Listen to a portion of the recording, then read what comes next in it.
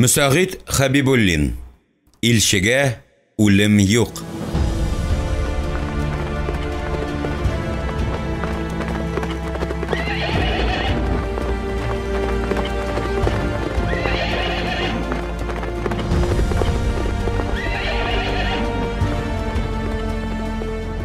Беренче бүлек. Сарай кәтибе Хафиз алтын кара савытын кечкенә өстәлгә куйды. Диккать белән каурый каләмен очлады. Шуннан соң гына бүкләнеп өстәл янына утырды һәм оппак кагаз битенә карады да уйга калды. Тәхет өендә тыныч, Сәлим хан бүген дә кермәде. Иртән иртүк яңа сарай салып яткан осталар янына китте. Ашыга хан, тизрәк сарайны өлгертәсе килә. Хәер, сарай әзер иде инде. Бизәү нәкышләү эшләре генә калып бара иде. Киң Иделнең иң биек яр башында торгызылган мәһабәт сарай ханның дәрәҗәсен тагын да күтәрер сыман иде. Кәтиб Хафиз белә, Сәлим хан яңа сарай төзүче, һәр таш кисүче, һәр нәкыш бизәк төшерүче янында озаклап туктап тора. Теге яки бу бизәге шамаса, останы куып җибәрергә дә күп сорамый иде. Кайбер нәкыш вә бизәк ясаучыларны исә хан дәшми тынмый гына күзәтә. Димәк, ханга останың эше ошый, һәм ул аңа түләүне дә бермә-бер арттырачак. Сәлим хан бигрәк тә оста Алпар кылның ташка бизәкләр төшерүче үсмер угылы Дәүран нәкышләгәнне карап торырга ярата иде. Шаккат малы иде үсмернең эшенә. Хәзер үк шушындый бизәкләр төшергәч, бәлих көннәрендә ниндәйин эшләр кылмас бу бала. Дәүранның янына туктауга Алпар оста кырын күзе белән генә хан ягына карап ала. Горурлана иде осталары остасы Алпар углы өчен. Горурланмаслыкмы?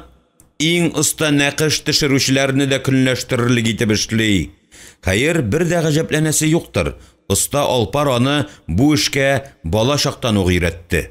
Аннары бу бала Сәлим ханның икенче хатыны Туйбикәдән туды.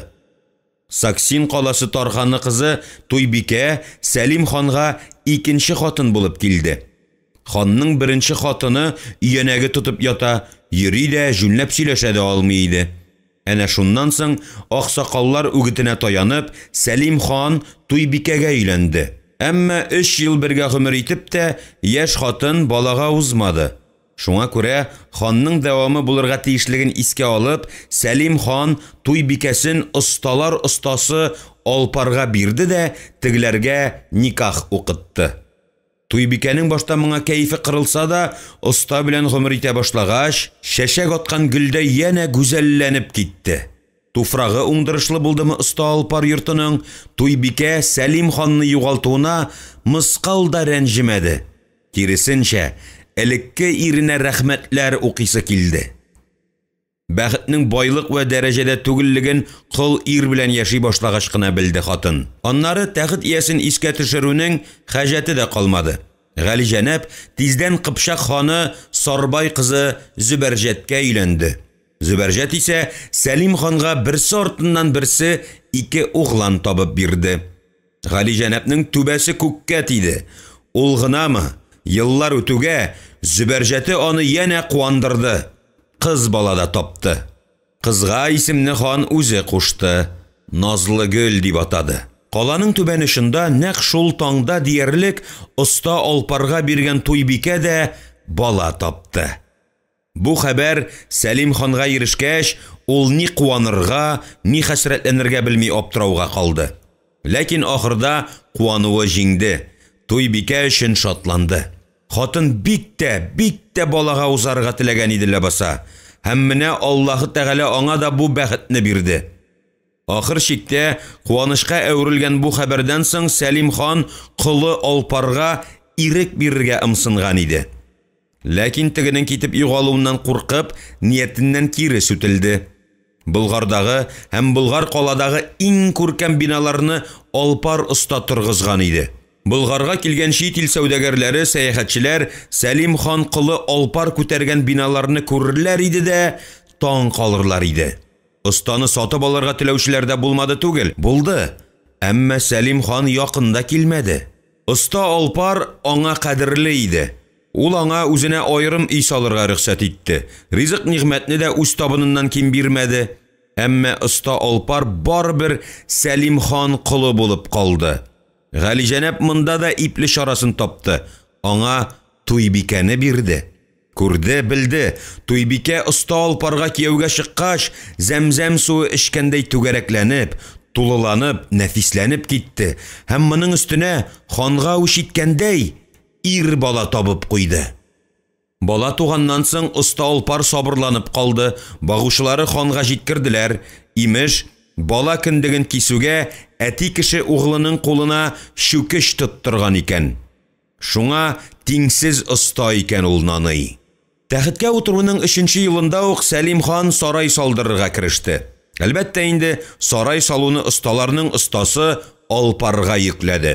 Һәм менә Болгар каланың йөзек кашы булып, Идел елгасы буенда хан сарайы торгызылды.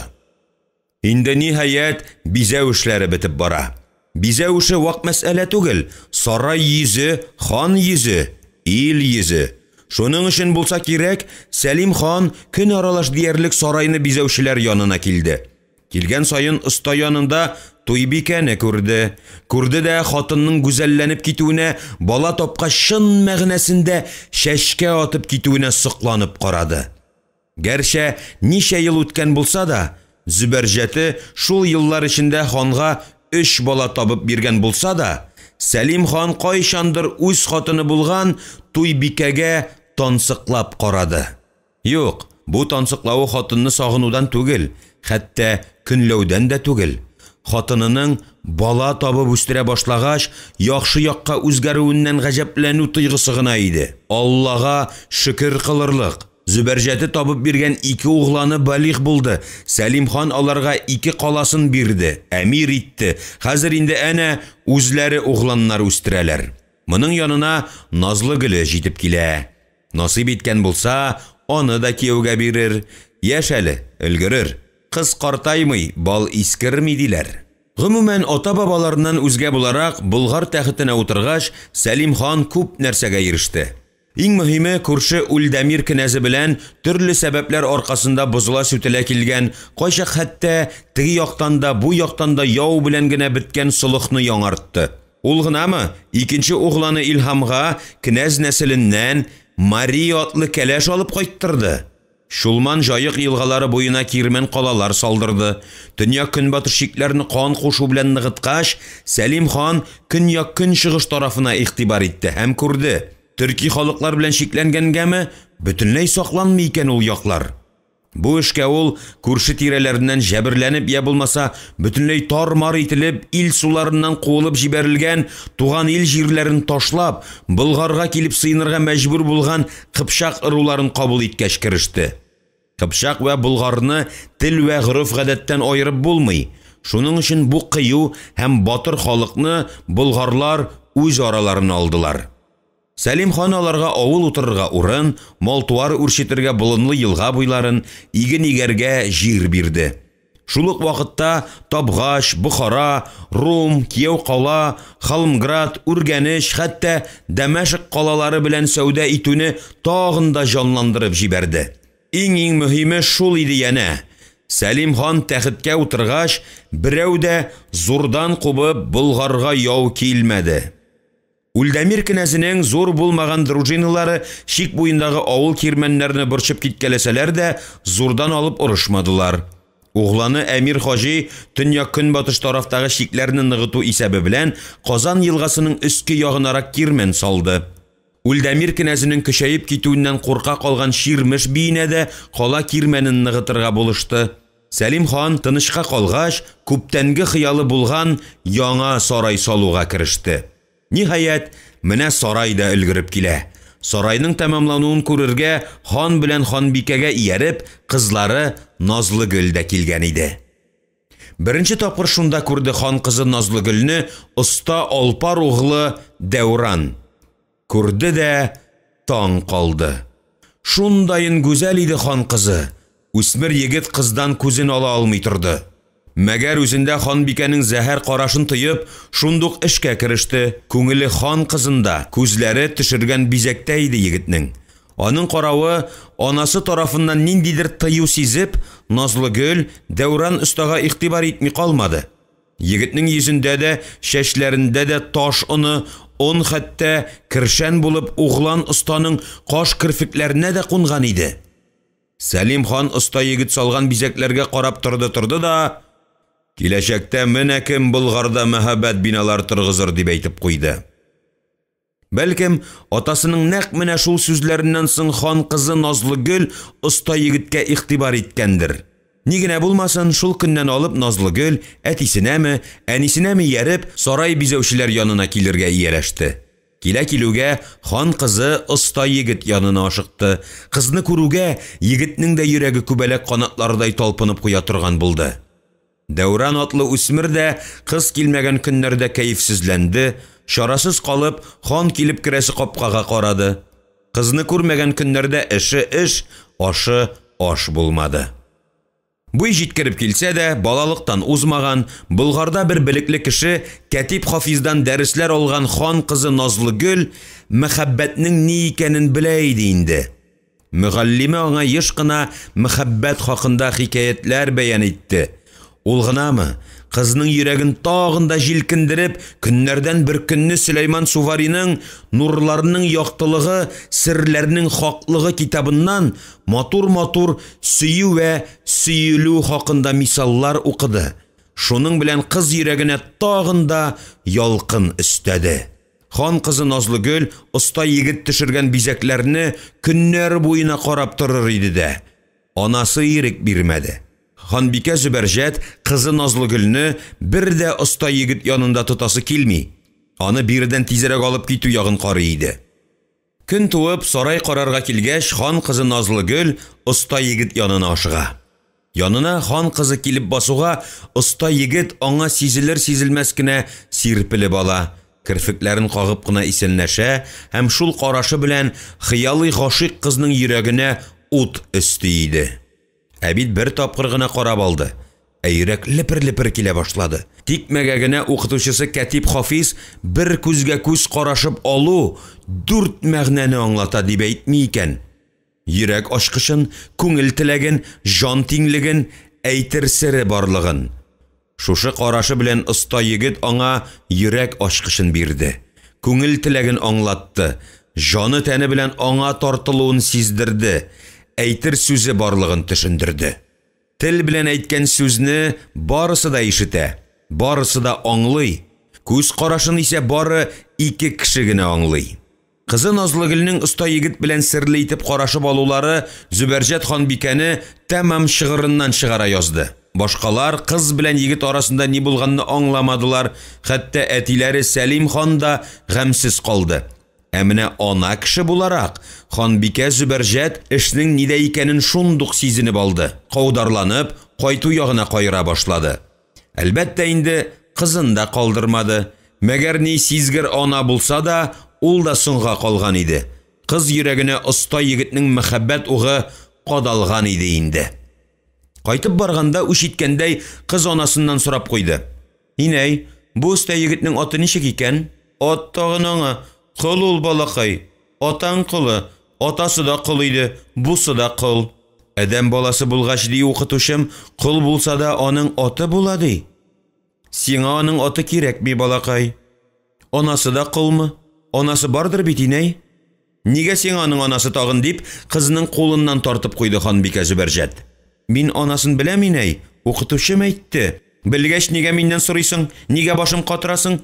Атасы кыл булгач, анасы да кылдыр дип, ханбикә Зөбәрҗәт кызының кулына сугып җибәргәнен сизми дә калды. Назлыгөл еламады, киресенчә анасына карап елмаеп куйды. Шуның белән анасының йөрәгенә ут кына өстәде. Кыллар алар, анасы да, атасы да, уллары да, атаңның кыллары диде ханбикә, шарасызлыктан ни кылырга белми гасабиланып. Мөгаллимем әйтә дип үзенекен итте Назлыгөл. Әдәм баласының кыл булса да, аты исеме була ди. Нигә сиңа аларның атлары, нигә дип ярсынды ханбикә ана.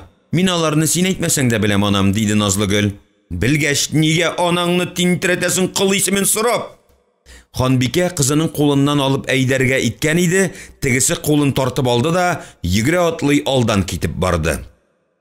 Әйе, хан кызы Назлыгөл һәммәсен дә белә иде инде. Атасы Сәлим ханда кияүдә булган Тархан кызы Туйбикә кол була алмый. Шулай булгач, аның угылы да кол түгел. Түгел, дип ярсынды хан кызы Назлыгөл, йөгерә атлый анасыннан ерагая барып.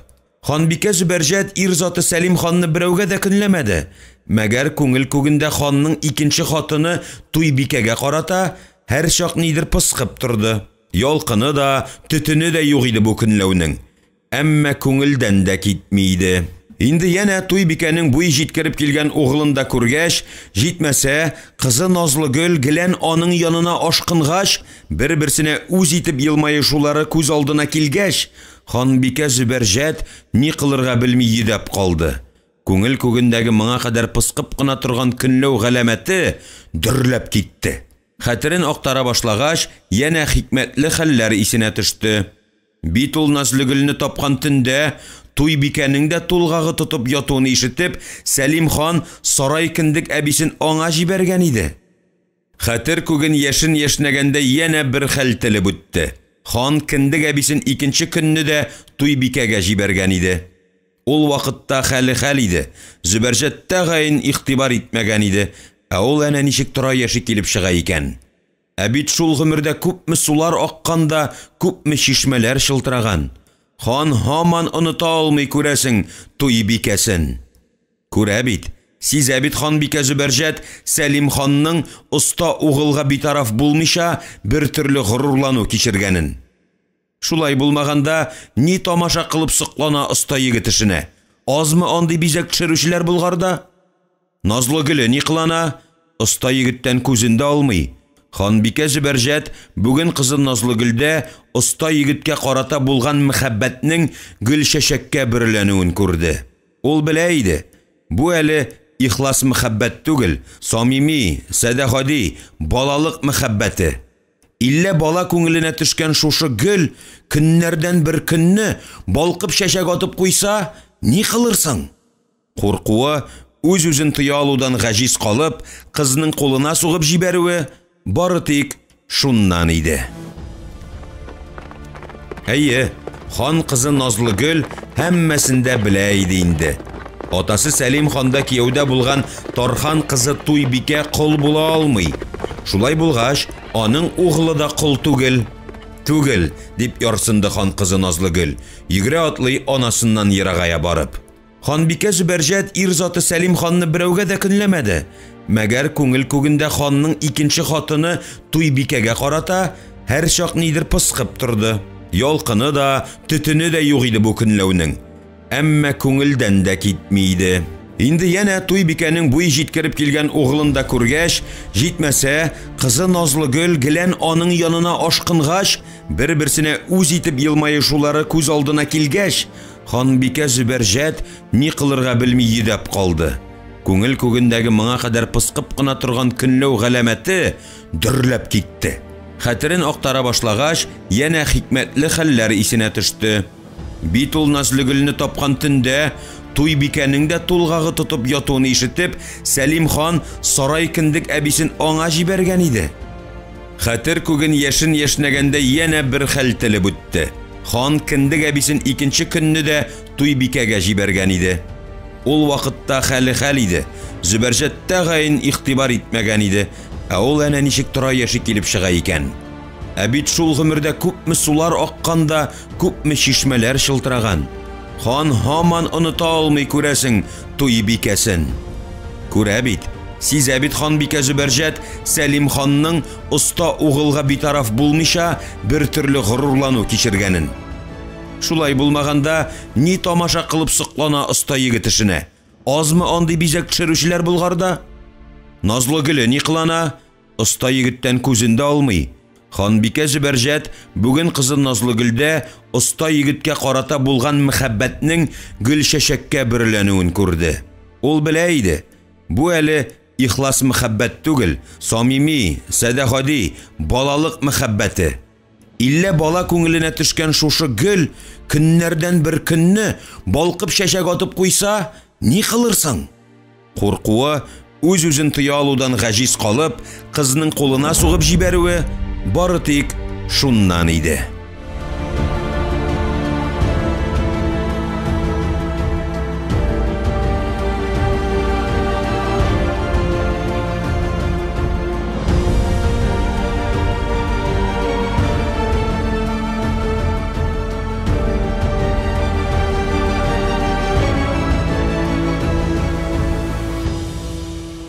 Икенче бүлек. Бер атна элек Болгар башкаласына килеп төшкән һәм төн илләренә үтәргә хан кулыннан ярлык алган Хорезм шаһы илчесе Садакның үтерелү хәбәре Болгар калага җитүгә тәмам тынычлыгын югалткан Сәлим хан вәзир Исхакны сарайга чакыртып алды. Әрмән кәләпүше кигән, кирәкмәгән шандыр гәүдәле, озын буйлы вәзир Исхак тәхет каршына килеп басуга Сәлим хан тükсе итеп сорап куйды. Кем үлтерде Улуг Мөхәммәд илчесен? Галиҗәнәпләре, ханым, колагым дөрес ишетәме? Садак илче түгел, сәүдәгәр иде кебек. Вәзир Исхак шул сүзләрне әйтте дә, үзенең хаклыгына шикләнә калып, кечкенә өстәл янында утыручы хан катибе Хафизга күз төшереп алды. Аның бу кыланышына ханның ике ягына баскан жан сакчылары ирен чите белән генә елмаешып куйдылар. Аның бу кыланышына ханның ике ягына баскан жан сакчылары ирен чите белән генә елмаешып куйдылар. Сарайда кылынган бар нәрсәдән дә хәбәрдар булган ханның жан сакчылары вәзир Исхакның самимилегеннән елмаялар идеме, илче язмышында бер яңалык беләләр идеме, вәзир шәйли алмады. Әмма ниндидер яман эш кылынуын сизеп, шундук аркасы тирләп чыкты. Ул гынамы, сулкылдап, күз кабагы тартыша башлады. Вәзирдәге бу үзгәрешне күреп, Сәлим хан шикләнә калды. Тегеңә текәлебрәк карады һәм тәхетенә турайыбрак утырды да, башын чия төшеп. Вәзир Исхак, Хорезм шаһы Улуг Мөхәммәд илчесе Садак турында сүз бара. Беләсең килсә, төн илләренә чыгарга ярлыкны мин аңа үзем биргән идем. Бу хәтлесен генә вәзир Исхак белә иде белүен. Әмма сәүдәгәр Садакның илче булуын тәүге тапкыр ишетүе идеме, эшнең асылына хәзер генә төшенгәндәй, әвәлтен як-ягына каранды. Ахыр, ярдәм итәрдәй кеше тапмагач, катиб Хафизга текәлде. Ул хаталанмый иде. Сарайда бар нәрсәдән дә хәбәрдар вә билекле кеше катиб иде. Әмма хан катибе Хафиз гүя аны күрмәде дә, диккать белән каләм эшләп утыра бирде. Вәзир җаны тәне белән тойды. Кайсыдыр бөҗрада хата җибәргән. Вәзир Исхак тәмам чарасыз калып, хан каршына баш орды. Гаип миндә шөһрәтлем. Улуг Мөхәммәд илчесен саклау өчен азатлар бирә алмадым. Мин аны чынлап та сәүдәгәр генә дип уйлаган идем. Чөнки хәйләкәр илче ни сәбәпледер шайтан каласы белән кызыксынды. Барыр юлында шуннан башлады. Аннары иң хәтәре тимерче Әхмәт углы Бәкер белән кызыксынды. Сезгә мәгълүм булса кирәк, шөһрәтлем, Болгар шайтан каласында шуен кыя. Күпләп тимер ясый. Анда ясалган кылычлар Шам кылычларыннан бер дә ким түгел. Бар булган яңа кораллар шунда туадыр. Шуен кыючы оста Бәкер белән Яван Фатый яңа ташаткыч кырып яталар. Моңа кадәр шайтан каласына чит-ят илләрдән берәүнең дә кергәне юк иде кебек, шөһрәтлем. Әмир Хаҗи угланың шайтан каласын күз карасы кебек саклый. Сәлим хан вәзирен тыңламый иде инде. Ул тынычлыгын югалтса да, сабыр итте, дәшмәде. Кайтара уйласаң, вәзир хаклы иде. Шайтан каласына берәү дә үтеп керергә тиеш түгел. Әйе, игелекле булды вәзире. Бар нәрсәдән дә хәбәрдар булыр, кыен хәлләрдә калганда һәр чак ярдәмгә килер, киңәшен бирер, яман хәлдән котылу әмәлен табар иде. Бәхәссез, күп изгелекләр кылды вәзир Исхак Сәлим ханга. Димәк ки, ил халкына, Болгарга эшли тора, тагын да эшләр. Әнә күрше Үлдәмир кенәзе белән ике ил сәүдәгәрләре арасында туган бәгасьне ничек тиз җайлады. Киңәшүләр алып барды. Ике арадагы сәүдә тагын да җанланып китте. Ул гынамы, угланы Илһамга кенәз нәселеннән кәләш алып кайтты. Ә менә Хорезм шаһы Улуг Мөхәммәд илчесе Садакка мөнәсәбәттә хата җибәрде. Күрәсең, кулында хан ярлыгы булган кешегә сак бирмәгән. Аңа моны шәйх Игәнәй хәбәр итте. Вәзир Исхак шәйх белән килеште. Вакыты тар иде, Үлдәмирдән кайткан гына иде. Ә монда ниндидер сәүдәгәр. Әйе, шәйх аңа Садакның кем икәнен дә әйтмәде шул. Сәүдәгәр дип мыгырдавын. Юк, ул сәүдәгәр сүзен шәйх авызыннан бик ачык ишетте. Нәрсә була инде бу тагын? Димәк, аны шәйх Игәнәй алдаган булып чыга. Ни өчен ялганлады шәйх? Хак анысы, шәйх Игәнәй аны күптән өнә бетерми. Моның өстенә хан угланы Илһамга кнәз нәселеннән кәләш алып кайтты. Әнә ул ничек тәгәре китте йомгагым. Бик яхшы хәтерли вәзир Исхак. Үлдәмир каласыннан кайтып кына төшкән иде. Ашыга кабалана шәйх Игәнәй килеп керде. Һәм дуга кылыр кылмас беренче сүз итеп Сәлим хан Улуг Мөхәммәд сәүдәгәре Садакка төн илләренә чыгарга ярлык бирде. Сак кирәкмәс, мин аңа ышанычлы мөридемне кушып җибәрәм диде. Вәзир Исхак кайтып кына төшкән иде, хан белән киңәшеп тормады, шундук килеште. Хан ярлыгын алган шит ятларны элек тә шәйх мөритләре озаткалы иде. Ә ул әнә ничек килеп чыкты. Шәйх Игәнәй күләгәдә калды, ә таякның калын башы Вәзир Исхакка төште. Бөтен хикмәт шунда иде. Нигә дип илче Садак шайтан каласына керә? Хәер, жүләр булмаса Сәлим хан моны белергә тиеш иде кебек. Ә ул гелән белмәмешкә салышып тора. Шайтан каласына кем керсә дә, аннан исән-имин чыкмас иде. Димәк, Сәлим хан илче яки сәүдәгәр булган Садакка ярлыкны белеп биргән булып чыга. Менә хәлләр. Әйе, үтереләсен белгәч, хан кадәр хан нигә дип ярлык бирә? Бәлкем, ул илченең шайтан каласына керәсен белмәгәндер. Алай дисәң, нигә дип шәйх Игәнәй ышанычлы дигән мөриден илчегә ияртеп җибәрә? Кем тозак кыра вәзир Исхакка? Ханмы, шәйхме? Әллә соң бердәм эш итәләрме? Вәзир Исхак кирәкми башладымы ханга? Шайтан каласына шит ятларны кертү тыелганны барысы да белә, хәтта шәйх Игәнәй дә. Ханны әйтеп тә торасы юк. Моңа кадәр шайтан каласына кергән кешеләрнең аннан исән чыкканнары булмады шикелле. Иншалла, моннан соң да булмастыр.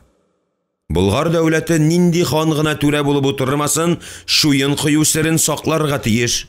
Бәлкем, шуңа күрә сәүдәгәр Садак Төрки Булгарына илче сүрәтендә килгәндер. Бик ихтимал иш.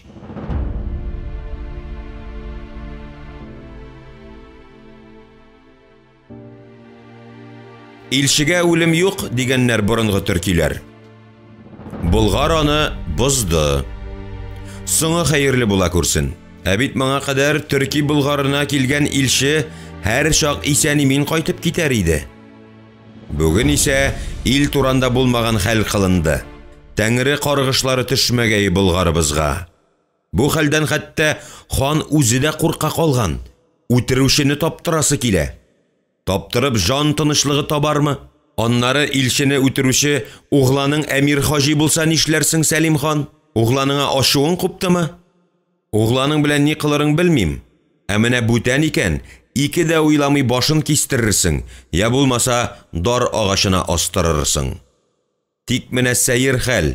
Нигә дип әлеге Садак шайтан каласына керергә ният итте икән? Билгеле инде, шуен кыю серен белергәдер. Утта янмый, суда батмый торган юха йыландай хәйләкәр сәүдәгәр Садакны Хәрәзм шаһы Улуг Мөхәммәд илчесе итеп Төрки Булгарына җибәрә. Бурчы гаятә кәттә илченең серле калага үтеп керергә, ничекләр булса да шуен кыю серен ачарга. Һич югы шуен кыючыны урлап, үргәнешкә алып кайтырга. Ай-һай, әдәм баласы күтәрә алмастай бурыч шикли Улуг Мөхәммәд илчесе Садакка.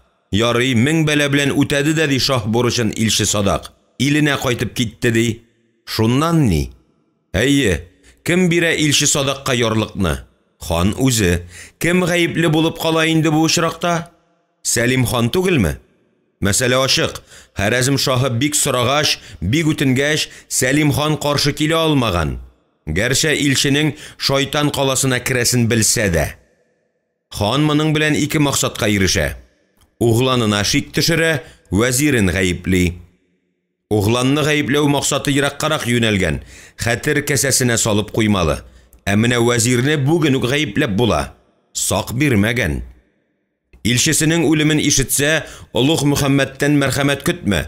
Яу килмәсә дә, Сәмәрканд, Бухара, Үргәнеш, Хират һәм башка калалардагы Болгар сәүдәгәрләрен дар агачына астыруын көттә тор.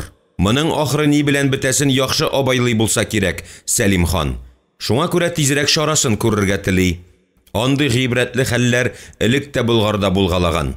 Ибрахим хан Төрки Болгары тәхетендә утырган мәлдә Болгар калага йөзбашы Тургай белән Кыпчак ханы Әйүп килә.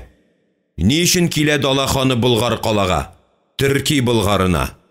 Тарихчы бу хакта язмый. Мәгәр вәзир Исхак бераз шамалый. Изге теләк белән килә даны еракларга таралган Дала ханы Әйүп Төрки Болгарына. Берләшергә тәкъдим итә. Болгардан Азакка, Азактан Румга сузылган сәүдә юлын сакларга вәгъдә итә. Сөйләшүләр барышында Болгар ханы Ибрахим Дала ханы Әйүпкә Үлдәмир князы Юрий Долгорук белән Болгарга яу килүен исенә төшерә. Булмаган хәл түгел, булган хәл. 70-не узган Әйүп хан иң яраткан кызы Күркәмне Үлдәмир князы Юрий Долгорукка кияүгә бирә. Кияү булгач кияү, тегеңә кыенга килгәндә һәр чак ярдәм кулын суза. Яуга дәрсә яу бара, азатлар сораса, азатлар бирә. Хак анысы, Дала ханы Әйүп кияү Долгорукка ияреп бер Болгарга гына яу килми. Халмград, Галич, хәтта кияү калага да яу шаба. Кыскасы, Кыпчак ханы Әйүп кияүе ярдәм сораганда бер нәрсәдән дә баш тартмый. Әйе, кияүенә ияреп килә Кыпчак ханы Төрки Болгарына. Иделнең өске ягындагы Олы Базар каласын кияүенә алырга ярдәм итә. Нәкъ менә шуңа Болгар ханы Ибрахим аны кичерә алмый. Һәм гаять җитди тәкъдим белән килгән Кыпчак ханы Әйүпне агу эшертеп үтерә. Йөзбашы Тургайны һәм аның азатларын үргәнешкә кол итеп сатып җибәрә.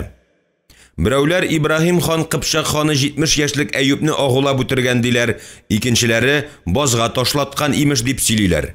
Ни генә булмасын, Әйүп ханның үлеме Төрки Болгарына явызлык китерә. Ул гынамы, Болгар ханы Ибрахим даны еракларга таралган Дала ханы Әйүп ханны үтереп кенә калмый. Үлдәмир князы Юрий Долгорук кияү калага яу киткәч, аның калаларына яу шаба. Әллә ни зыян итә алмаса да, буш кул белән кайтмый.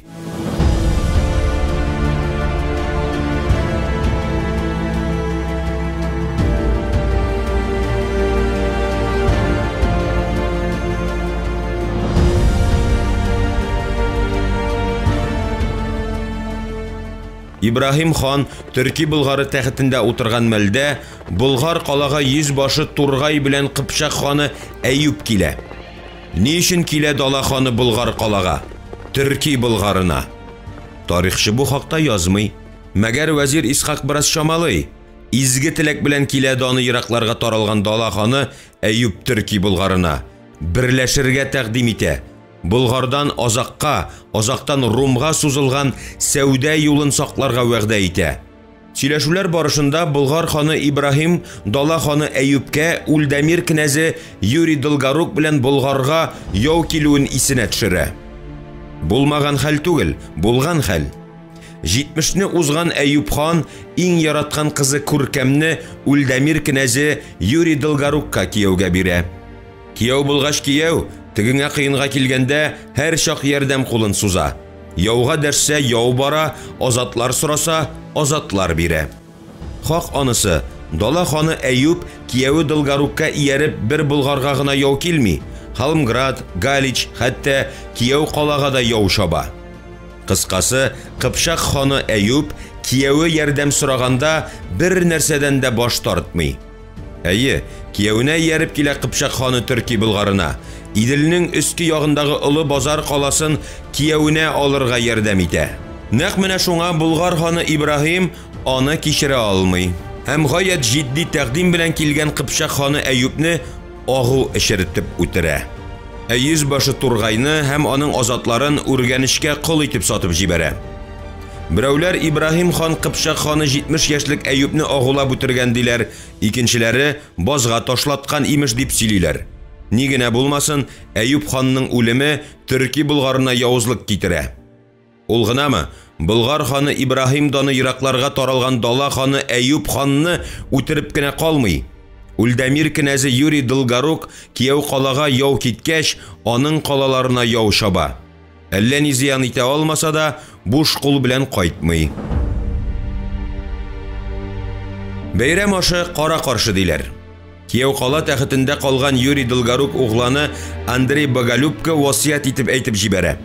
Бабам Әйүп хан өчен болгарлардан үч ал. Атасы авырып китеп, дөнья куйгач, кияүлеләр Юрий Долгорукны агулап үтергәннәр дигән хәбәрдә йөри иде. Ульдамир тәхетенә утырган Андрей Боголюб, гәрчә элегрәк Ибрахим ханның сеңлесенә өйләнгән булса да, Болгарга яу шаба. Атасы васыятен үти. Хәтәр бетә Болгар өчен бу яу. Андрей Боголюб Болгарга буйсынып яшәгән Мукшы илтабары Пургасны үз канаты астына ала. Ил дәүләтенә яу килгән Болгар ханы Ибрахим яшь кенәзгә шактый алтын биреп, сулых төзергә мәҗбүр була. Әнә шулай Болгар белән урыс кенәзләре арасы акрынлап бозыла башлый. Мөэмин хан булганда урыс кенәзе Святослав Болгарга янә яу килә. Әлбәттә инде ул да буш кул белән генә кайтып китмәгәндер. Хаганысы, ханнар, кенәзләр арасында сугышлар гел юктан да булгалап тора.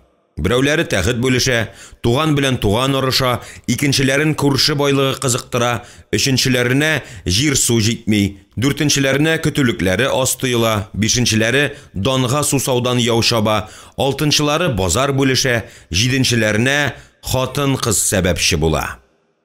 Урыс белән Болгар арасында исә һәр чак базар өчен орыш бара. Куәт вә гайрәт җыеп килгән Ульдамир Сүздел кенәзе белән Болгар ханы Сәлим хәзер сылыкта. Мәгәр бу озакка барырмы? Андрей Боголюб кенәз килене Мәрьямбикәгә ияртеп, аның тынычлыгын сакларга дигән булып, Сәлим ханга 100 баш баянны җибәрә. 100 баш баян үзенең азатлары белән Мәрьямбикәнең тынычлыгын Саксин каласында сакларга тиеш була. Әмма Сәлим хан 100 баш баянны һәм аның дружинасын үз сарайына ала. Ул гынамы 100 баш баянга баһадир дәрәҗәсен бирә.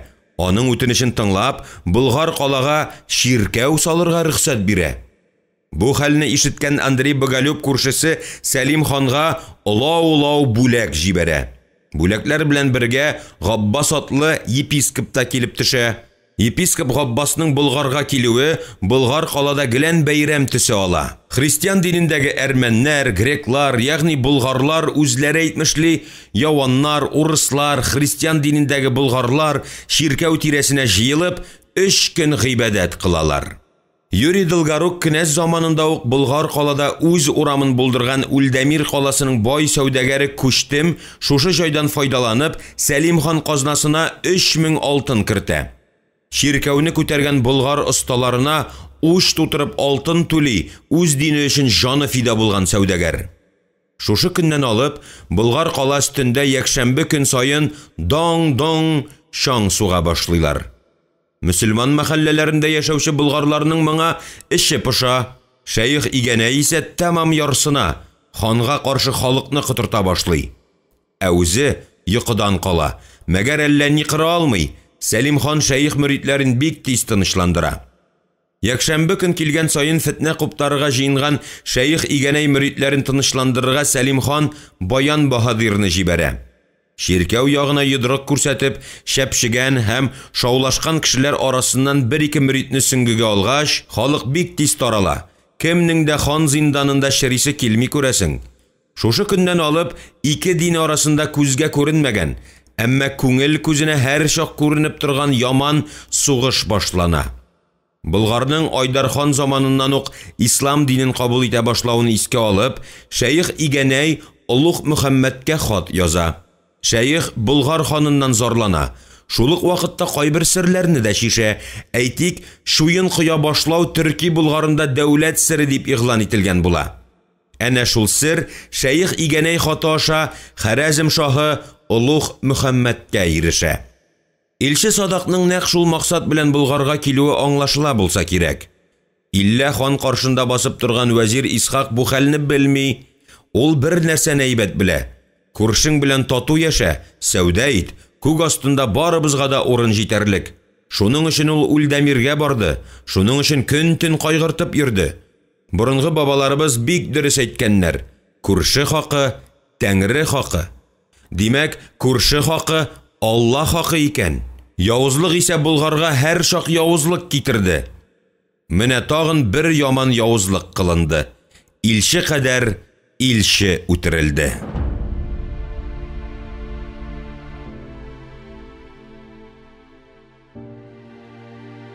Вәзир Исхак, диде Сәлимхан, бер тын уйланып утыргач. Нигә дәшмәс булдың? Бу ни инде тагын? Ил өстенә яна явызлык юллавыңмы? Иртәгә ни буласын белү бары тик пәйгамбәрләргә генә хас сыйфаттыр, ханым. Мин гаепле, ялгыштым. Ялгыштым, имеш. Уйлап карадыңмы, вәзир? Ни бәһәгә төшәчәк синең бу ялгышың? Дәшмисең. Я Хода, элек базар калалар өчен сәүдәгәрләр генә ызгышыр иде. Хәзер әнә ханнар кылыч уйната башлады. Бабаларыбыз башыннан үткән гыйбрәтле хәлләрне исеңә төшерим әллә, вәзир? Кыпшак ханы Әюпне үлтереп, атамыз Ибраһим хан ни отты? Иделнең өске ягындагы менә дигән сәүдә каласын кулдан ышкындырды. Мукшы илтабары пургасны югалтты. Элек безнең тарханнар җыяр иде ул калада ясакны. Хәзер әнә кенәз тиуннары җыя. Инде килеп, илчесен үлтергән өчен Улуг Мөхәммәд Болгарга яу килеп төшсә, мин сиңа, вәзир Исхак, җирем суым, илем халкымны ышанып тапшырдым. Вәзир ил күзедер. Я, әйт киңәшең, ни кылыйм? Ханым, киңәшем сезгә шул булыр. Олы Идел буена кирмән кала күтәр. Олы су юл өстендә булсын, 7 юл шатында утырсын. Олы Иделнең өске янындагы урысларга күчкән базар каласын күмеп китсен. Олы Иделгә куйган Казан елгасы тамагында күз күреп туймаслык зур булмаган бабаларыбыз салган кала бар. Үткән сайын җаным кыйлып кала. Күтәрик шунда бер кирмән калга. Вәзир Исхак, беләсең булса кирәк. Мин ул җирләрне вә каланы угланым Әмир Хаҗига бирдем. Сәлим хан ирен чите белән генә елмаеп куйды. Кисәк аның башына шак катмалы бер уй килде. Вәзирне яңа кирмән салынасы урынны карарга җибәрергә. Сакларга кеше кирмәне дә бар. Хаҗи углан Казан елгасы буенча шак кына өскәрәк кирмән салды. Кирмәнне суктырганда күз кулак булып торыр. Казан елгасы Иделгә куйган тамакка базарлы зур кирмән кала күтәргәндә, Хаҗи Тархан сәүдәгәрләре дә князь Андрей Боголюб базар каласына менеп тормаслар иде. Син хаклы, вәзир, диде Сәлим хан тавышын ягымлата төшеп. Казан елгасы тамагына базарлы кирмән кала салсак, төрки булгары аталып утар иде. Ләкин анда яшәгән ширмешләр һәм төрки кардәш халыклар ул төбәкләрне бердә мактамыйлар. Йылан, кабан дуңгызы бик күп икән. Йылан патшасы Аждаһа шунда яши икән дип тә сөйләүчеләр бар. Аждаһа дигәннәре камнар гайбәте генә, ханым. Йыланнарны исә шул төбәктә яшәгән кам бик тиз бетерер. Кыскасы, ханиям, мин шул урыннан да кулай төбәк күрмим. Хазар диңгезеннән күтәрелгән һәр сәүдәгәр юл өстендәге базарлы калага туктамый калмас. Аннары яна бер нәрсә бар, ханиям. Төн илләреннән килгән халык та шунда җыелыр. Теләсәләр теләмәсәләр дә урыслар да түбән төшәргә мәҗбүр булырлар. Сәүдәгәр бал корты кебек бит ул, ханиям. Таварлы җирне тиз таба.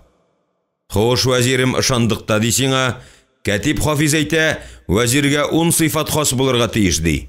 Үткен күз, сизгер аң, киң күңел, затлы кием, ягымлы мөнәсәбәт, саф акыл, югары белем, мөхәббәт кыяфәттер ди. Яна алдан күрә белү һәм әлбәттә инде илгә мөхәббәт ханга тугрылыктыр.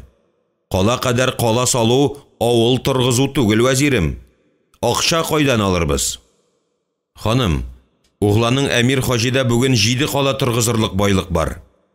Вәзир Исхактан бу хәбәрне ишетүгә Сәлим хан бер кадәр тәхетеннән күтәрелә төште. Хаҗи угланда 7 кала салырлык байлык? Каян килсен аңа бу тамаша байлык? Кулакларым дөрес ишетәме, вәзир Исхак? Дөрес ишетәсез, ханиям. Әмир Хаҗи кулында Урал таулары, Иремә таш базлары. Угланың бүген күпләп шуен кыя. Шуеннан тимер табу әмәлен тапты. Шайтан каласына бүген улау Иремә таш кайта. Тимерче Әхмәт углы Бәкер аларның барысын шуен итә. Аннары Шам тимередәй кырыш ясый. Эшләр булай барса, Болгар калаларының кыймаларына кадәр шуеннан булыр дип уйлыйм мин, ханиям. Бу ысул белән тимер табуны нә Румда, нә Үргәнештә, нә Халмградта белмиләр. Шуен кыюның башы Болгардадыр, ханиям. Байлыклы саклый белгәндә тиздән Болгар кала өстенә кала сала башлар. Хәзер шигем калмады. Улуг Мөхәммәд илчесе Садак шуен кыюшы Бәкерне кулга төшерергә дип килгән булуы бик ихтимал. Шуен кыю сырын тимерче Әхмәт белән угылы Бәкер генә белә. Әхмәт үзе түгел, угылы Бәкер кыя шуенны. Сәлим хан берәү үк дәшми утырды. Ниһаять ул вәзир әйтергә теләгән сүзнең асылына төшенде булса кирәк. Бусага башка кул изәде. Димәк дип уйлады Сәлим хан. Улуг Мөхәммәдкә табиб Хәсән түгел, шуен кыюшы Бәкер кирәк булган икән. Димәк Садак илче булмаган, шымчы, кеше карагы, бер Хода белә кемдер. Алайда Сәлим ханның тәүге карарыннан кайтасы килмәде. Илче кадәр илчегә кул күтәргән икән, ул кеше тиешле җәзасын да алырга тиеш. Вәзир Исхак, Садак атлы адәм ни өчен Болгарга килсә дә, аны кем үлтергәнне белергә телим. Син миңа үлтерүчене табып бир. Миңа калса вәзир, син ханыңнан нидер яшерәсең кебек. Баскан урынымда җир үпсен ханиям. Берни дә белмим, диде вәзир Исхак һәм уйлап куйды. Әйтергәме шәйх игәнәй хакында юкмы? Юк, кирәкмәс. Шәйх белән бәйләнмә. Шәйх кулында көч-куәт, ниһаять бөтен ислам дөньясы. Коръән тотып ант итәм ханиям. Мин улуг Мөхәммәд илчесен үлтерүчене табармын. Кеше инә түгел дигән борынгылар. Вәзир Исхак, безгә бу җирләрне бабабыз Кубрат хан биреп калдырган. Угланы Кыдырак хазарлар кысуга түзә алмыйча бирегә күчеп китәргә мәҗбүр булгач та мөстәкыйльлеген югалтмаган.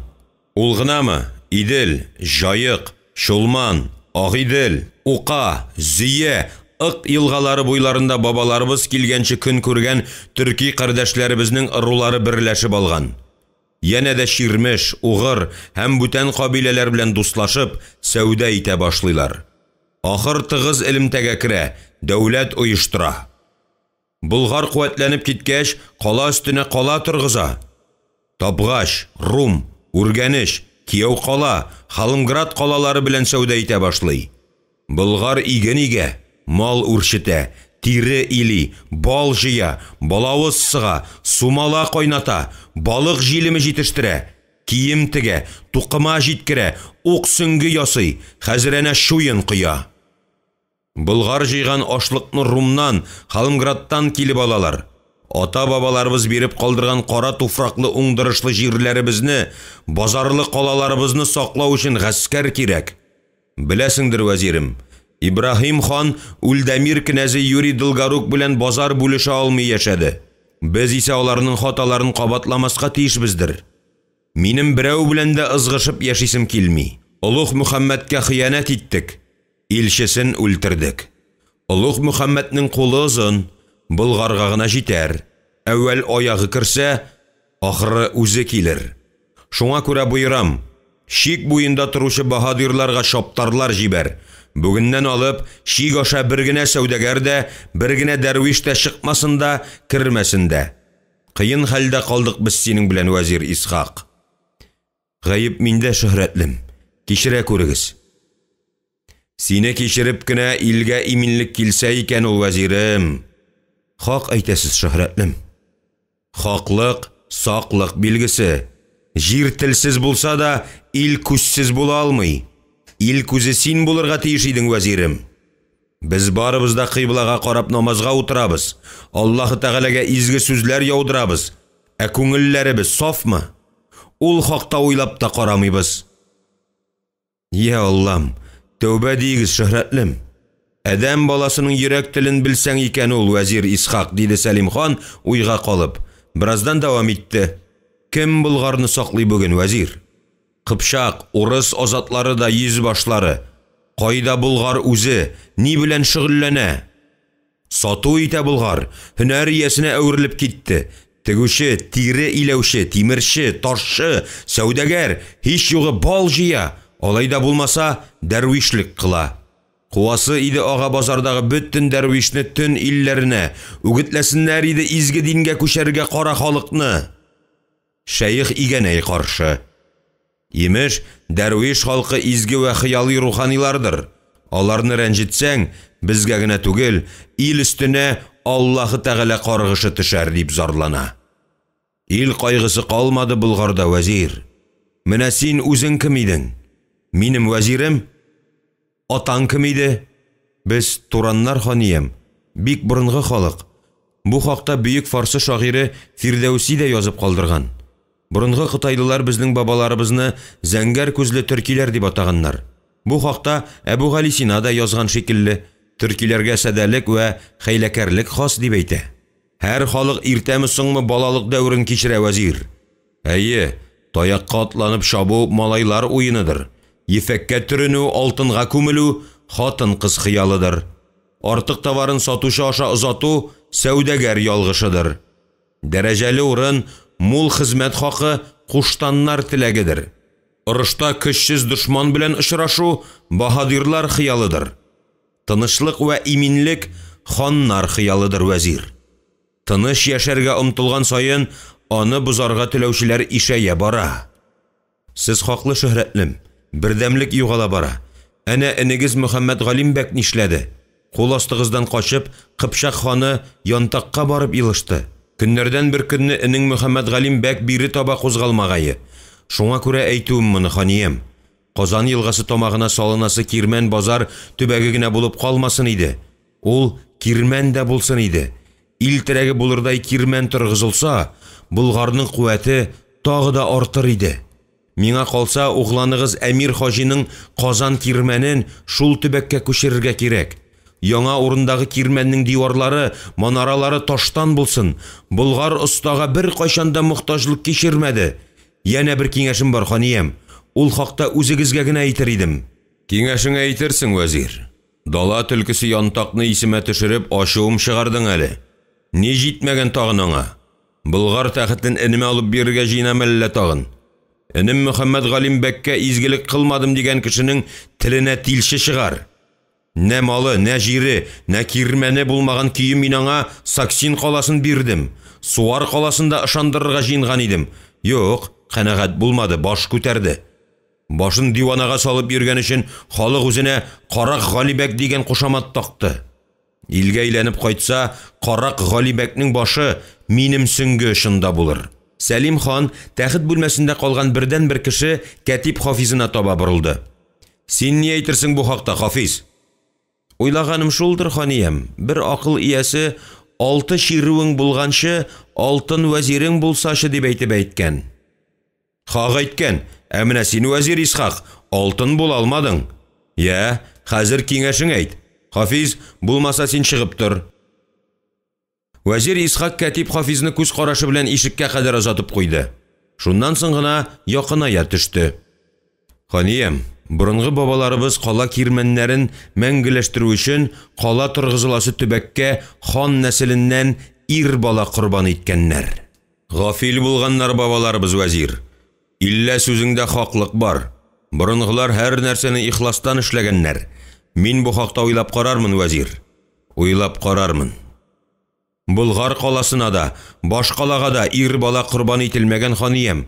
Бер битекче дә моны раслый алмады. Акыл иясе әйтмешли, 6 әмир тотканчы, алтын вәзир тотсаңчы диясе кала сиңа, вәзирем. Әйттем ич, мин бу хакта уйлап карармын. Инде дәш һәммәсендә, дәш. Хафизны да дәш. Кәтип Хафиз килеп кергәч, хан аңа Улуг Мөхәммәднең хатын укырга кушты. Ука әле шул хатны тагын бер, кәтибем. Һәммәсе дә хәбәрдар булсын. Кәтип Хафиз Сәмәркандта эшләнгән кәгазь төргәгенә язылган Улуг Мөхәммәд хатын сүтеп җибәрде дә, шәйх игәнәйгә охшатып, бераз гына тыңкышлап укый башлады. Бисмиллаһир-рахманир-рахим.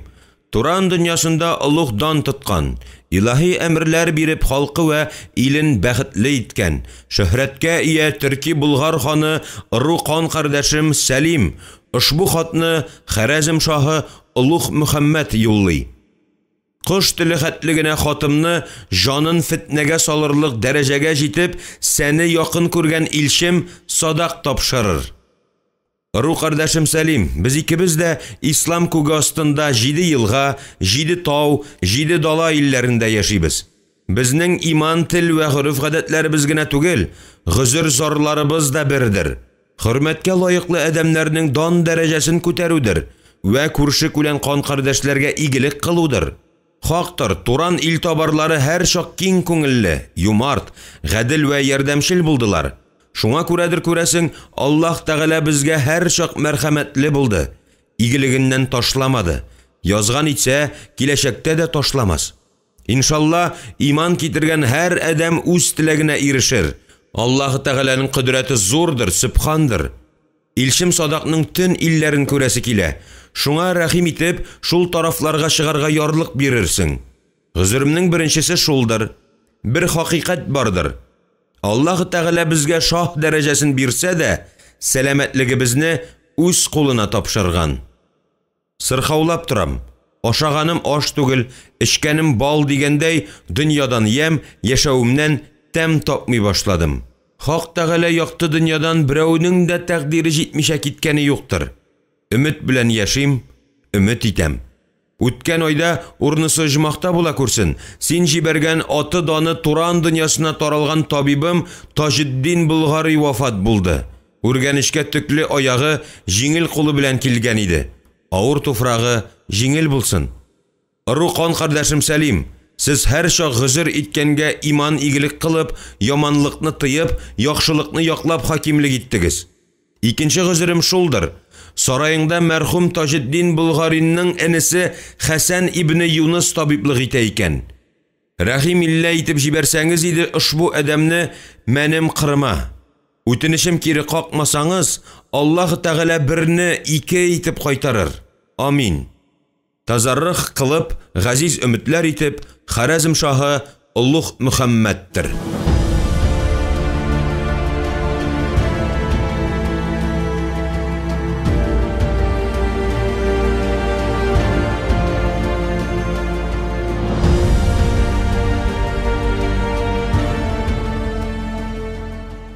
Ханиям, бурынгы бабаларыбыз кала кирмәннәрен мәңгеләштерү өчен кала торгызыласы төбәккә хан нәселеннән ир бала корбан иткәннәр.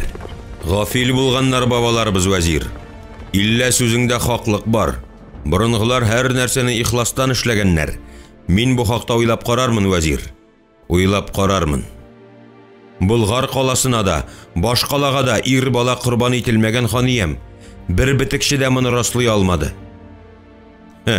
Акыл иясе әйтмешли, 6 әмир тотканчы, 6 вәзир тотсаңчы диясе кала сиңа, вәзирем. Әйттем ич, мин бу хакта уйлап карармын. Инде дәш һәммәсендә, дәш. Хафизны да дәш. Кәтип Хафиз килеп кергәч, хан аңа Улуг Мөхәммәднең хатын укырга кушты. Ука әле шул хатны тагын бер кәтибем. Һәммәсе дә хәбәрдар булсын. Кәтип Хафиз Сәмәркандта эшләнгән кәгазь төргәгенә язылган Улуг Мөхәммәд хатын сүтеп җибәрде дә, шәйх игәнәйгә охшатып, бераз гына тыңкышлап укый башлады. Бисмиллаһир-рахманир-рахим.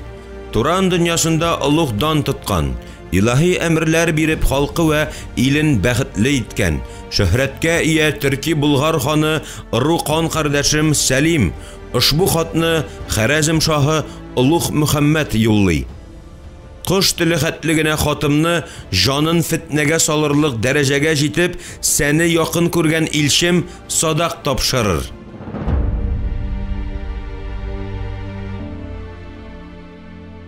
Инде инандыңмы, вәзир Исхак, илче Садакның кем булуына?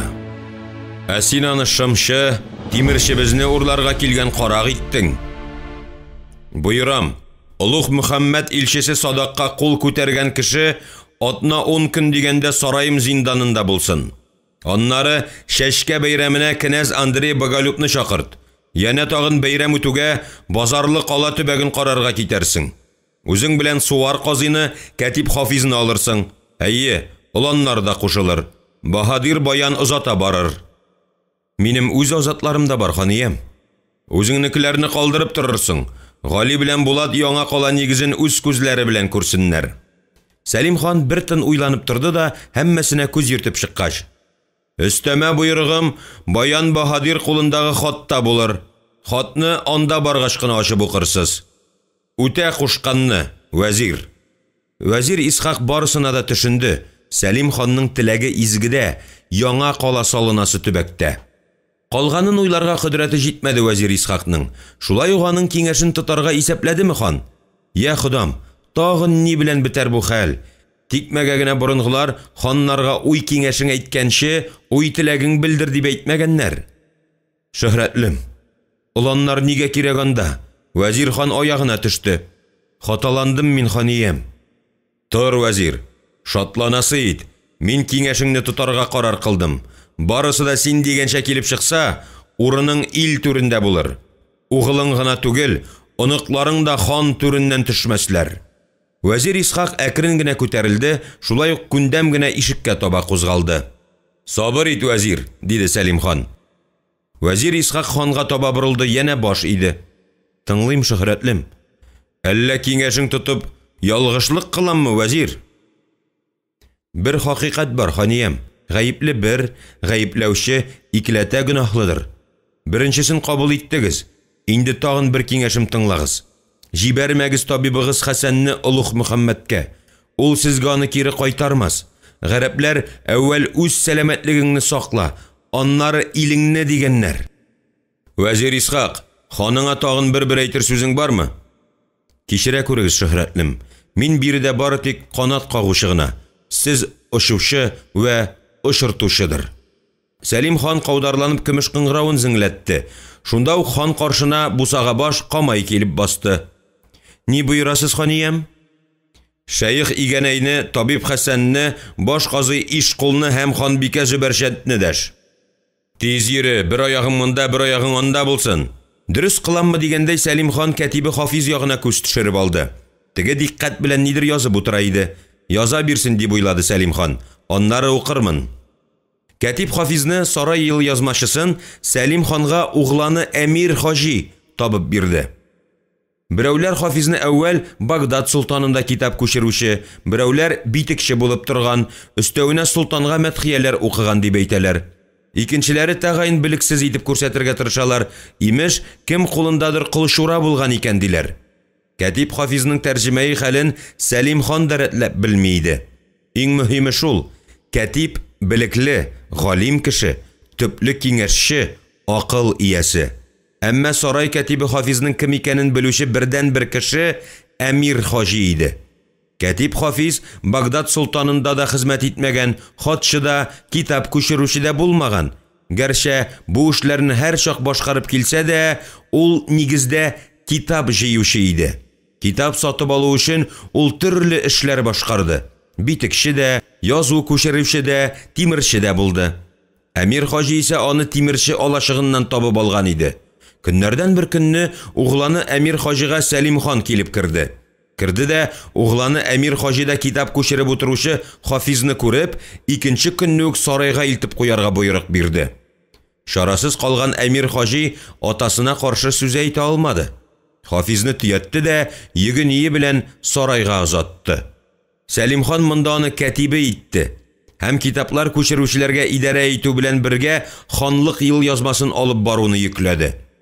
Һәм шундый шарт куйды: хан тәхет ягында булганда, ул һәр чак аның янында булырга тиеш. Кәтиб Хафизның иллә дә матур язуына сокланмаган кеше юк иде. Аннары битекче үзенә бирелгән эшне бирелеп, самими рәвештә җиренә җиткереп башкара. Китап күчерүчеләрне дә онытмый, хәтта хан угланнарына, оныкларына дәресләр дә бирә иде.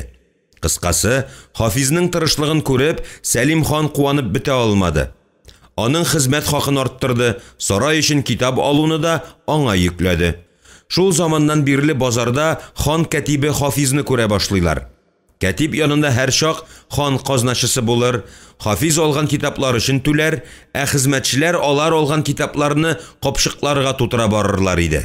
Яш кына казнабаш авыз эченнән генә булса да кәтибне орышыр, бер туктаусыз: "Алла бәндәсе, бу хәтле китап сиңа нәрсәгә? Астыңа җәйп ятарга җыенмыйсыңдыр ләбаса.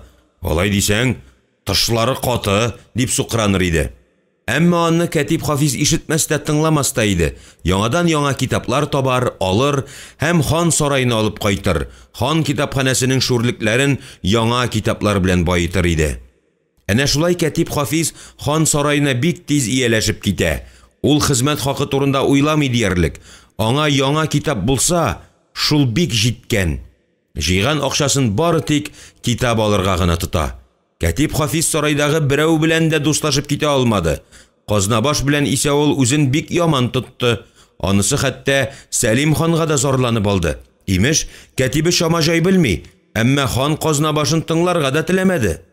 Шәхес буларак Кәтиб Хафиз барыгыздан да өстендер Казнабаш. Юкны сөйләп йөрмә дип кырт кисте.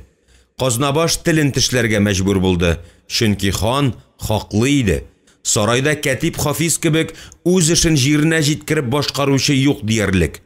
Казнабашка килгәндә, гөнаһсыз Казнабаш буламы? Аннары Кәтиб Хафиз сарайда булган хәлләргә ыгы-зыгы, жанжал, гайбәт, тантаналарга бөтенләй катнашмады. Гүя ки ул хәлләр аңа кагылмый иде. Аның үз эше, өстәле, кәгазе, карасы каләме, китаплары, китап күчерүчеләре бар. Хан китапханәсе аның иң зур байлыгы иде. Дөньяви хәлләр аны кызыксындырмады диярлек. Сарайга күчеп килү белән Сәлим хан аңа тарих китабын бирде. Кәтиб Хафиз Булгар галиме һәм баш казые булган Яхкуб Нугман кулы белән язылган китапны ачты да, затлы нечкәлек белән язылган хәрефләрне күреп, елап җибәрде. Бу китапны кулына тоту аның күптәнге хыялы булгандыр күрәсең. Шуннан инанды Сәлим хан Кәтиб Хафизга. Изге кеше, шундайлар җитми аның сараена.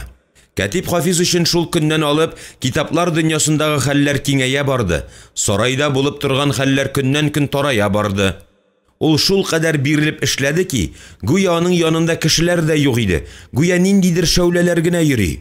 Ул аларны күрми, алар аңа комачауламый, тирә-юньдә булган сөйләшүне ишетми, ишетсә дә һич ни белән кызыксынмый иде. Иллә тирән фикер ияләрен ишетә һәм тизрәк акыл иясе сүзләрен язган китабына төшереп калырга ашыга иде. Вәзир Исхак кебек кешеләр Кәтиб Хафиз өчен әллә бар, әллә юк, хәтта тәхеттә утыручы хан да аның күзенә бик сирәк шалына иде.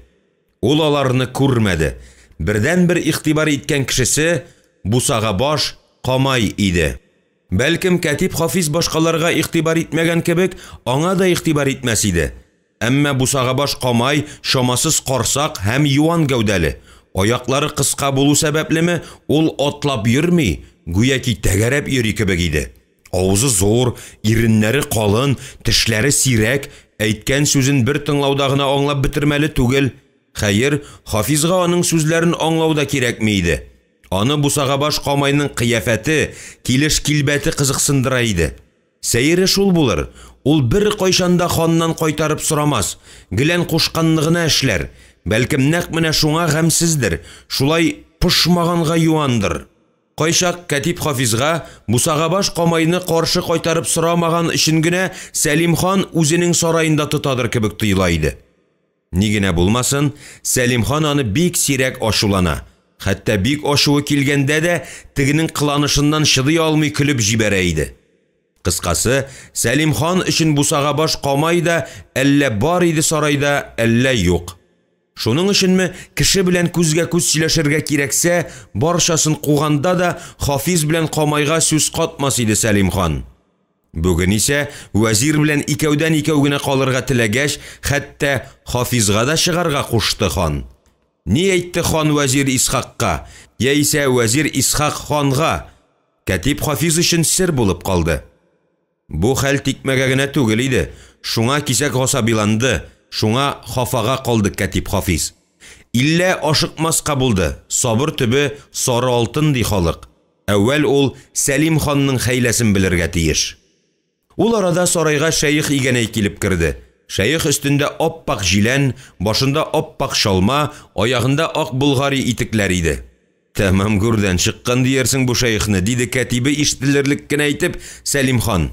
Шәйх игәнәй тәхеткә якынаюга исә хан урыныннан купты, аңа каршы китте. Шәйх ашыкмады, кабаланмады, үз дәрәҗәсен үзе бик әйбәт белеп кенә шалмасының бер очын иңе аша ташлаган, бер очын түшенә төшергән килеш, җай гына ханга атлавын белде. Күрештеләр, сүзсез генә түргә уздылар. Шәйх игәнәй Сәлим хан янәшәсенә утырды. Шуннан соң гына дуга кылырга дип кулларын күтәрде. Аңа тәхет бүлмәсендәге һәммәсе дә иярделәр. Бары тик бер Кәтиб Хафиз гына башын китаптан күтәрмичә утыра бирде. Һәммәсе дә авыз эченнән генә дуга укып, шәйхкә ияреп, битләрен сыйпап куйдылар. Шуннан соң гына шәйх игәнәй: "Исәнлекме, иминлекме, саулыкмы, ханым?" Угланнар, оланнар, кыз бала Назлыгөл, бикә үзе ни хәлдә яталар? Киленнәр, бала чагалар сау сәламәтләрме? Әйе, шулай була күрсен. Шәйх Игәнәй тамак кырып сарайдагы һәммәсенә дә күз йөртеп чыкты, мәгәр ул да Кәтип Хафизны шитләтеп узды. Күрәсең, шәйх эчендә сарай кәтибе әллә бар, әллә юк иде. Сарайга баш казый Ишкул килеп керде. Башын ия-ия ханның сул кулына килеп чөмәште. Шәйх Игәнәй янә тамак кырды, сүз башлады. Бик яман хәл ишеттем бит әле, хан. Хакмы, ялганмы дигәндәй, тизрәк беләсем килә. Албаш багышыңнан узып булмады. Сезгә җиткергәннәрдер инде. Шайтан каласына киткән Олуг Мөхәммәд илчесен елгадан табып алганнар ди. Батып үлгән имеш. Моңа кадәр Булгарның илчеләргә кул салганнары юк иде шикелле. Сәүдәгәр булса бер хәл, аңа төн илләренә юл юктыр. Илчегә үлем юк дигәннәр бабаларыбыз. Илченең үлеме хак булса, ахыр заман килүедер. Бер дә бүтән түгел. Бу хәл хак булса, Аллаһы Тәгалә кичермәс безне. Ил өстенә бер бәла каза китерер. Хуш, Шәйх Игәнәй, сине тыңладык, инде безне тыңла. Хак хәл. Булгарда гомер булмаган явызлык кылынды. Иллә кылынасы кылынды диик. Инде ни кылыйк, киңәшең әйт, Шәйх Игәнәй. Монда урушы синнән башка да булды. Син менә Аллаһы Тәгаләгә барыбыздан да якынрак кеше. Әйе, киңәшең бир, шәйх. Шәйх Игәнәй сарайдагыларга янә күз йөртеп чыкты, Кәтип Хафизга янә күз төшермәде һәм барысы да сарайдан чыгып китсен дип ханга ишарә ясады. Сәлим хан янә сарайдагы куштаннарга, шул исәптән вәзире Исхакка да чыгып торырга кушты. Тәхет бүлмәсендәгеләрне гүя җил алды. Бары тик Кәтип Хафиз гына миңа хан буйрыгы кагылмый дигәндәй язма өстәле янында утырып калды. Ханым, илче Садакны шайтанлылар суга батырып үлтергәннәр, диде Шәйх Игәнәй һәм зур яңалык әйткәндәй башын шия төште. Шайтан каласы кем кулында, ханым? Угланың Әмир Хаҗи кулында. Андагы йөзбашы Туран Баһадир кемгә буйсына? Угланың Әмир Хаҗига. Димәк, ханым, илче Садакны үлтерүче дә... Сәлим хан бер сүз дә әйтмәде, көмеш кыңгыравын зиңләтте, һәммәсе дә янә тәхет ягына керделәр. Сәлим хан вәзир Исхакны үз янынарак дәшеп алды. Вәзир Исхак, илче Садакны суга батырып үлтергәннәр дип бара Шәйх Игәнәй. Бу хакта син хәбәрдар идеңме? Юк, ханием, белмидем, хәзер генә ишетүем. Ярый, үлгән артыннан үлеп булмый. Без исән һәм без шарасын да күрергә тиешбездер, шәйх. Хак Тәгалә, ханым, хак Тәгалә, диде Шәйх Игәнәй кисәктән күндәмләнеп. Сусап калган әдәм шишмәгә җиткәч, җитәр микән миңа бу шишмәнең суы дип уйлар ди. Тәкъдире суга батып үләргә язгандыр. Шәйх Игәнәй, Олуг Мөхәммәд миннән сарай табибым Хәсәнне сораган. Ни кылыйм? Җибәримме табибымны, юкмы? Олуг Мөхәммәд Туран дөньясында данга ия кешедер, ханым. Әйтер сүзем шулдыр. Андыйын кеше мөрәҗәгать иткәч, киңәшем шулдыр. Җибәрергә кирәк Хәсәнне. Бабаларыбыз берне биргән, икене алыр дигәннәр. Ханием, тыңламагыз шәйхне. Җибәрмәгез үргәнешкә табибыгыз Хәсәнне. Кәттә табибыгыз Таҗетдинне дә шулай соратып алган иде. Кайтармады. Эт авызыннан сөяк алып буламы? Табиб Таҗетдин вафат. Инде энесе Хәсәнне дә җибәрсәгез. Булгарга да игелекле вә белекле табиблар кирәк, ханием, диде вәзир Исхак кайнарлана төшеп. Тыңламагыз вәзирегезне, ханым. Җибәрегез табибыгызны Олуг Мөхәммәдкә. Ул анда солтан булыр, сезнең дәрәҗәгезне күтәрер.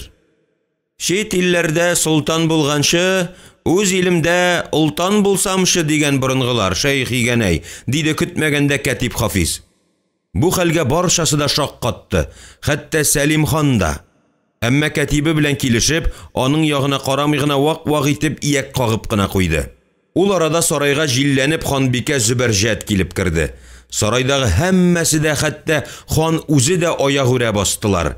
Ханбикәнең өстендә кеш тиресе белән каелган алтын укалы табгач ефәгеннән тегелгән күлмәк, якалары бөрмәләнгән, итәкләре күпертелгән, башында асыл ташлар белән бизәлгән калфак. Иңендә Рум сәүдәгәрләреннән алган гөлҗимеш чәчкәләре төшерелгән чуклы шәльяулык. Озын куш тулымына тезгән көмеш тәңкәләр Ханбикә атлаган сайын зеңләп китә. Тыңлаган сайын тыңлыйсы килә иде Сәлим ханның шушы зеңләүне. Йөреш кыяфәтендә үк шиксез нәзакәт һәм мөлдерәп тулган гүзәллек күреп, сарайдагылар бер мәлгә Ханбикәдән күзләрен ала алмый тордылар.